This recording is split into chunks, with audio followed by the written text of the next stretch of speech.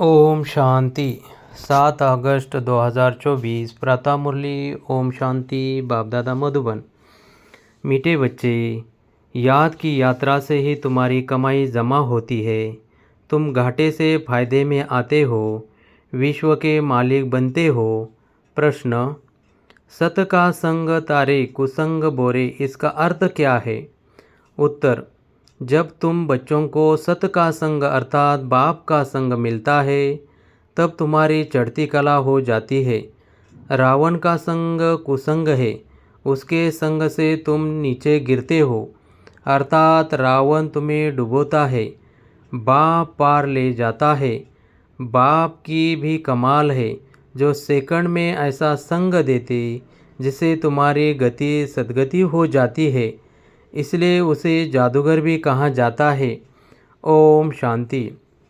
बच्चे याद में बैठे थे, इसी को कहा जाता है याद की यात्रा। बाप कहते हैं योग अक्षर काम में न लाओ, बाप को याद करो।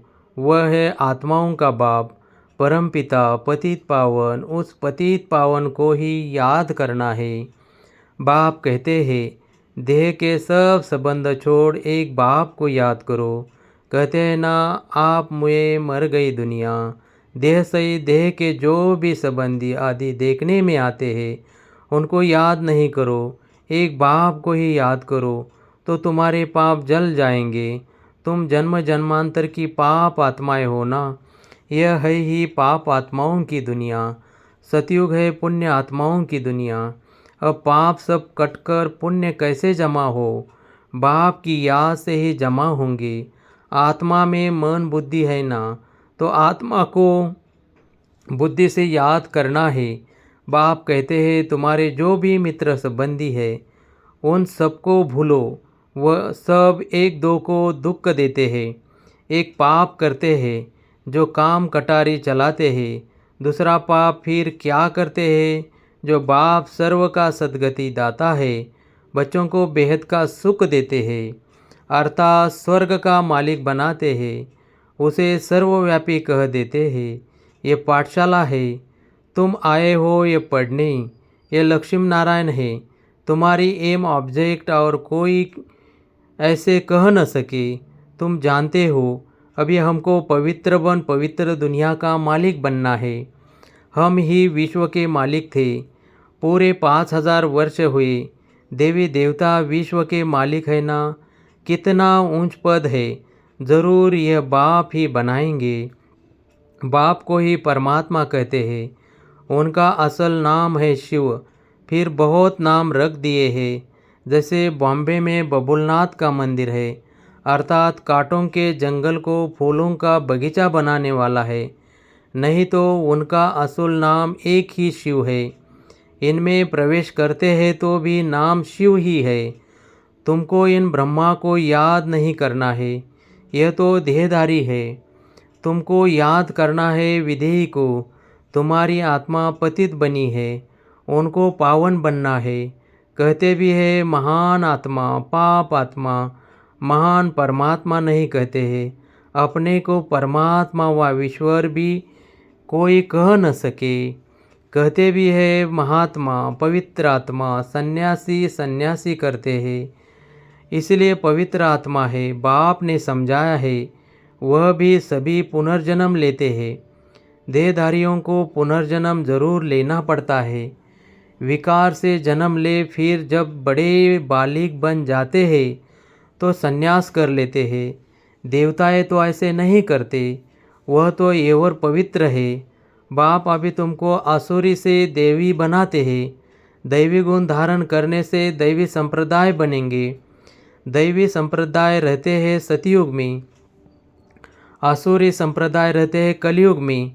अभी है संगम युग। अब तुमको बाप मिला है, कहते अब तुमको फिर दैवी संप्रदाय बनाना है। ज़रूर तुम यहाँ आए ही हो दैवी संप्रदाय बनने।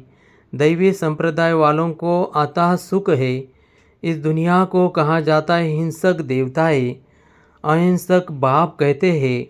मीठे मीठे रूहानी बच्चों, बाप को याद करो। तुम्हारे जो गुरु लोग हैं वह भी सब देहधारी है।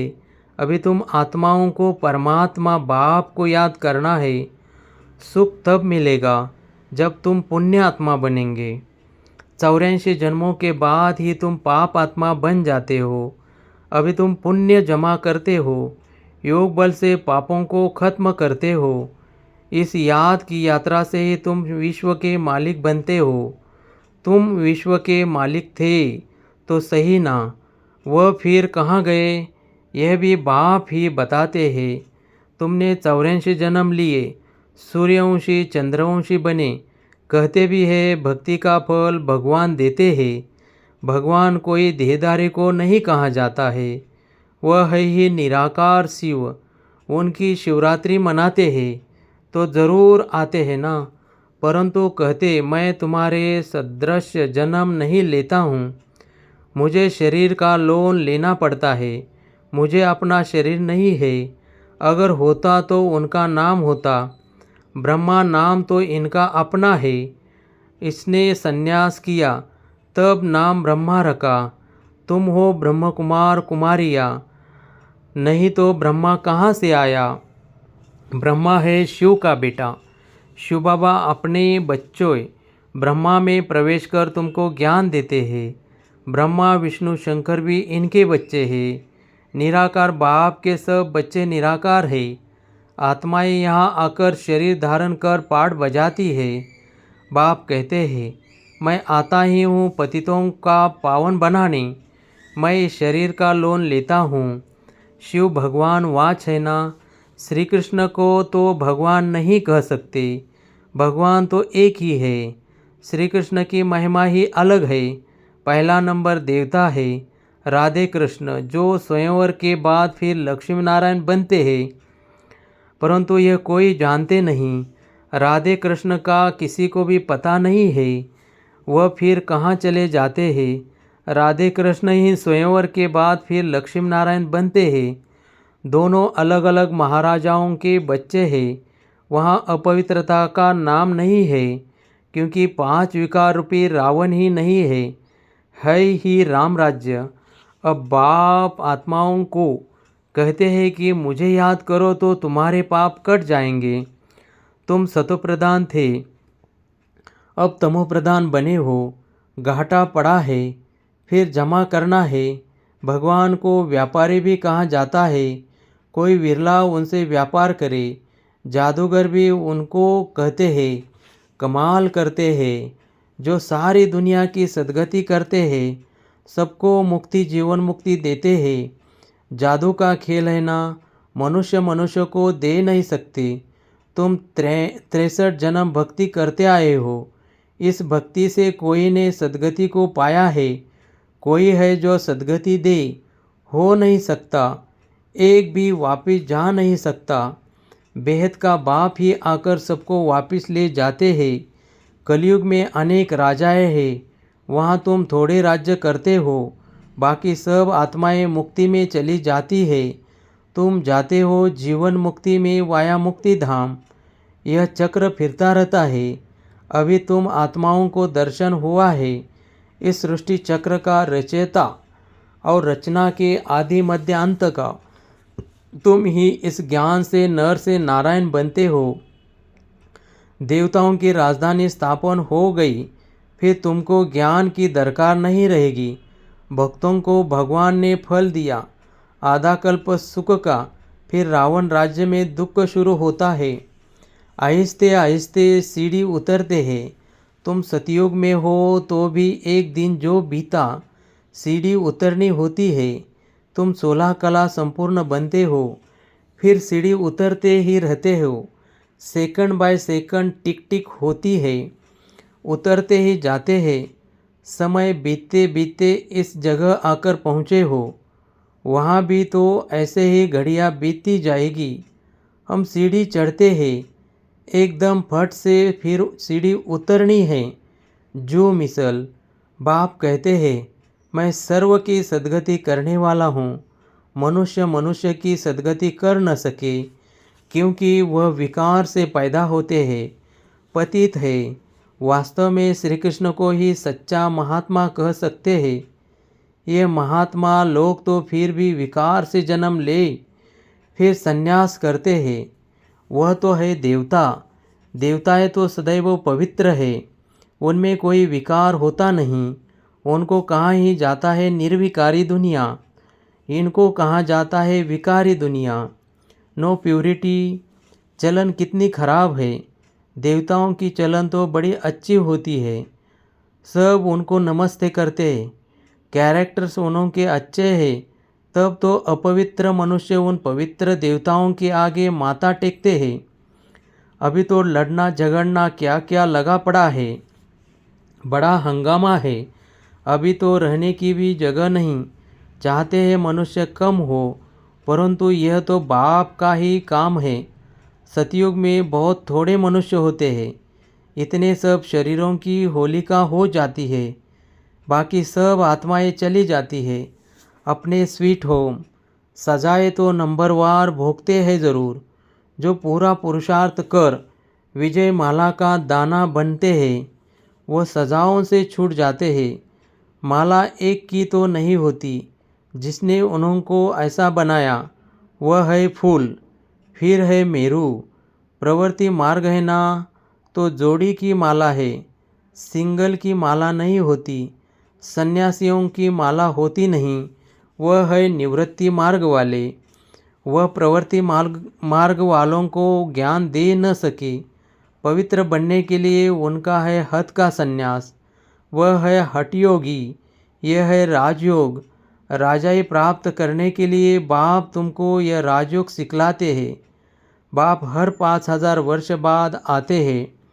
आधा कल्प तुम राजाई करते हो सुख में, फिर रावण राज्य में आहिस्ते आहिस्ते तुम दुखी हो जाते हो। इसी को कहा जाता है सुख दुख का खेल। तुम पांडवों को जीत पहनाते हैं, अब तुम हो पंडे, घर जाने की यात्रा कराते हो। वो यात्राएं तो मनुष्य जन्म जन्मांतर करते आए हैं, अब तुम्हारी यात्रा है घर जाने की। बाप आकर सबको मुक्ति जीवन मुक्ति का रास्ता बताते हैं। तुम जीवन मुक्ति में, बाकी सब मुक्ति में चले जाएंगे। हाहाकार के बाद फिर जय जयकार हो जाता है। अभी है कलयुग का अंत, आपत्ति तो बहुत आने की है।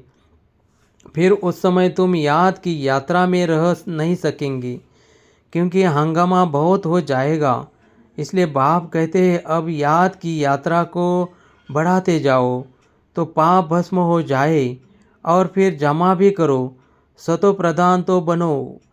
बाप कहते हैं मैं हर कल्प के पुरुषोत्तम संगम युग पर आता हूँ। यह तो बहुत छोटा सा ब्राह्मणों का युग है। ब्राह्मणों की निशानी चोटी होती है। ब्राह्मण देवता क्षत्रिय वैश्य शूद्र, यह चक्र फिरता ही रहता है। ब्राह्मणों का बहुत छोटा कुल होता है। इस छोटे से युग में बाप आकर तुमको पढ़ाते हैं। तुम बच्चे भी हो तो स्टूडेंट भी हो, फॉलोअर्स भी हो, एक के ही है। ऐसा कोई मनुष्य होता नहीं जो बाप भी हो, शिक्षा देने वाला टीचर भी हो, सृष्टि के आदि मध्य अंत का ज्ञान देता हो, फिर साथ में भी ले जाए, ऐसा कोई मनुष्य हो न सके। ये बातें अभी तुम समझते हो। सतयुग में भी पहले पहले बहुत छोटा झाड़ होता है, बाकी सब शांति धाम में चले जाएंगे। बाप को कहा जाता है सर्व का सदगति दाता। बाप को बुलाते हैं, हे पतित पावन बाबा आओ। दूसरे तरफ फिर कहते हैं परमात्मा। कुत्ते बिल्ली पत्थर ठिक्कर सब में हैं। बेहद के बाप का आपकार करते हैं। बाप जो विश्व का मालिक बनाते उनको डिफेम करते हैं। इसे ही कहा जाता है रावण का संग दोष। सत का संग तारे कुसंग डुबोए। रावण राज्य शुरू होता है तो तुम गिरने लग पड़ते हो। बाप आकर के तुम्हारी चढ़ती कला करते हैं। बाप आकर मनुष्य को देवता बनाते हैं तो सर्व का भला हो जाता है। अभी तो सब यहाँ है, बाकी जो भी रहे हुए हैं वो आते रहते हैं। जब तक निराकारी दुनिया से सब आत्माएं आ जाएगी, तब तक तुम इम्तहान में भी नंबरवार पास होते जाएंगे। इनको कहा जाता है रूहानी कॉलेज। रूहानी बाप रूहानी बच्चों को पढ़ाते आते हैं। रावण राज्य आया तो फिर शरीर छोड़ अपवित्र राजा बने और पवित्र देवताओं के आगे माथा टेकने लगे। आत्मा ही पतित अथवा पावन बनती है। आत्मा पतित तो शरीर भी पतित मिलता है।